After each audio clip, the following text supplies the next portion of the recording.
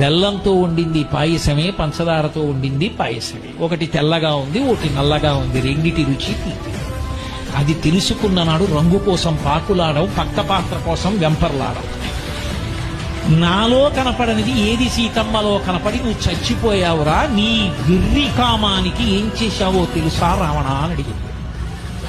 ప్రపంచాన్ని గడగడలాడించగలిగిన వాడు ఇంద్రుణ్ణి గెలవగలిగిన కొడుకుని కన్నా నీ కామానికి పరకాంతని తెచ్చి కొడుకుని యుద్ధానికి పంపి చంపేశావు. నా కొడుకుని, నీ తమ్ముణ్ణి చంపేశావు, కుంభకర్ణుణ్ణి. ఇప్పుడు నువ్వు చచ్చిపోతే నీ తమ్ముడు విభీషణుడు నీ తలకొరివి పెడతాడు.